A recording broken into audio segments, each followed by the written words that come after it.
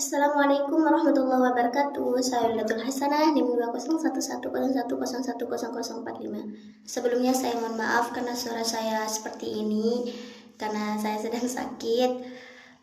Teman-teman, pada kesempatan kali ini saya tertarik untuk membahas perihal evaluasi. Mengapa saya tertarik untuk membahas hal ini?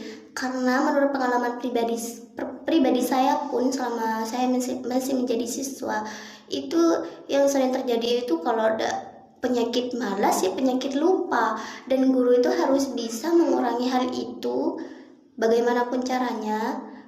Salah satunya adalah dengan evaluasi, karena dengan evaluasi murid mau tidak mau itu akan membaca ulang materi yang sudah dibahas sehingga mampu mengingat kembali. Baik teman-teman, berbicara soal evaluasi ini, itu tidak ujuk-ujuk langsung evaluasi seperti itu.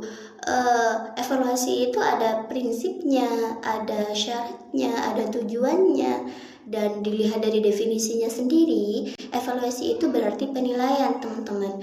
Kalau dari terminologi adalah suatu proses yang bertujuan untuk menentukan nilai melalui kegiatan pengukuran atau penilaian.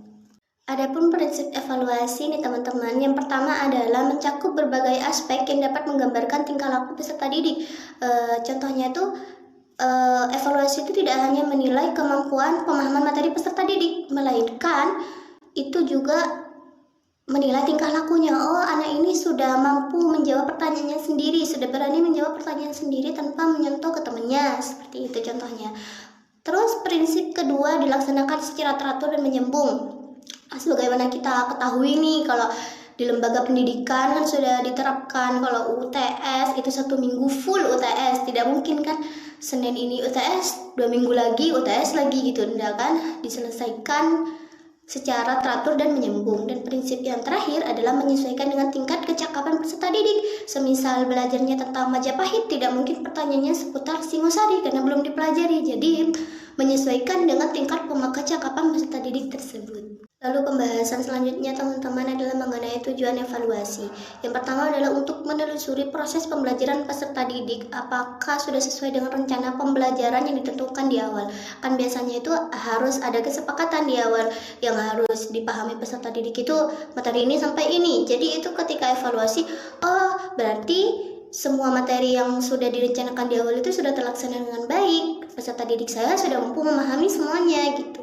Terus yang kedua adalah untuk mengukur pencapaian peserta didik, apakah peserta didik sudah mampu menguasai semua materi seperti di poin A tadi. Yang ketiga adalah untuk mendeteksi kelemahan siswa. Kan kalau evaluasi itu ditemu kesalahan mana yang mana, pertanyaan mana, materi mana yang sering salah gitu di semua peserta didik, itu dijadikan kelemahan yang jika kalau masih ada waktu bisa diperbaiki.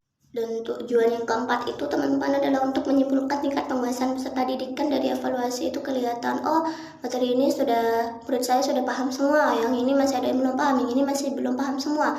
Jadi selama masih ada waktu bisa diperbaiki.